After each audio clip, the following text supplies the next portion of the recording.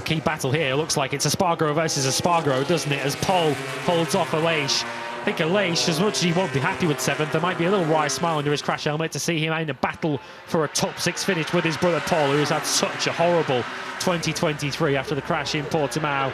That looks like the main battle on this final lap. Johann Zarco has called it today. Of course, he was another rider taken out on the first lap.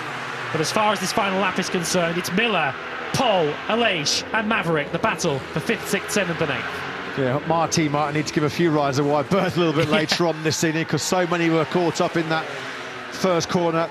It's going to be fascinating and interesting to see post-sprint what the FIA MotoGP stewards make of that one. It's going to be reviewed at the end of this 14-lap battle. Last lap well underway, and Pecco Bagnaia, well, it has been absolutely flawless from the world champion. What a Saturday it's been from him.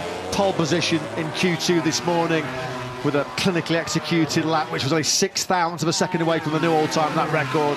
Is Viñales going to lunge up the inside of Aleix Espargaro down into turn 4? No, he's not going to be close enough. But the pressure here building on Miller. I think he's probably just got enough time in his pocket as we come to the last couple of sectors on this final lap as he tries to hunt down Miller. Well, we've seen Miller and Pol Espargaro have a battle in the final sector here before, haven't we? There's no secret to those two in turns 9 and 10. But it looks like Miller is comfortably clear. It looks as if anything, we're going to see a swap between the Aprilias, but there's not going to be a change at the front. No, it's been exhibition stuff, this, hasn't it, from Pecco Bagnaia. Under early pressure from Brad Binder, who's going to take a safe second place. But out of the final corner comes the world champion. It has been a Spielberg sprint stunner from the factory Ducati star, Pecco Bagnaia. He takes the checkered flag by over 2 seconds clear of Brad Binder. Jorge Martin takes a somewhat controversial 3rd place. So much drama came the way of the Spaniard in that 14-lap sprint. Alex Marquez comes over the line in 4th place. Miller does hang on for 5th. Pol Espargaro, an absolutely sensational 6th place for him, having started 13th. He does hold off the 2 factory Aprilias of Aleix Espargaro and Maverick Viñales. Frankie Morbidelli fends off Marc Marquez to take the final point up for grabs. So many stories to tell in that Tissot sprint. The headlines grabbed once again, though, by Pecco Bagnaia. Good day for him.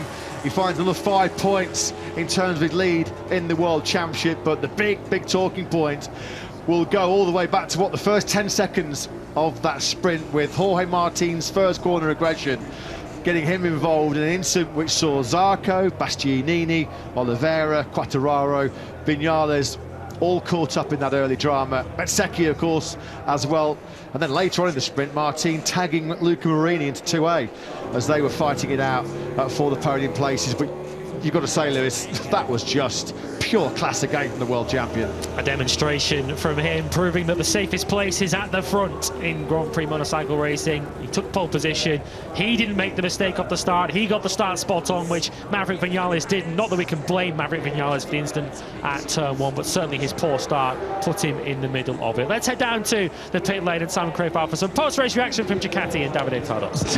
Davide, oh, they're both really happy, him and Paolo Ciabatti, having a big hug. Davide, tell us what you think of that exceptional display from Pecco. That he deserved the #1 he has shown on the fairing.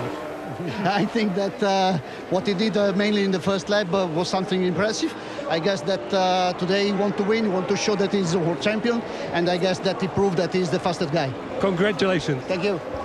He certainly did prove he was the fastest guy. This then was all of the early drama, 10 seconds or so into that sprint. Martin instigating a bit of first corner chaos, and then later on in the sprint, more controversy with Mooney VR46 Ducati, with the boss Valentino Rossi watching on as well.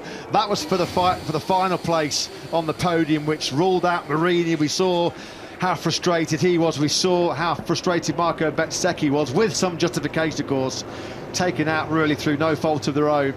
The FIA MotoGP stewards are now going to be poring over the slow-mos, the replays from all different angles before they come to a conclusion on whether Jorge Martin will face any kind of sanction for that first corner melee.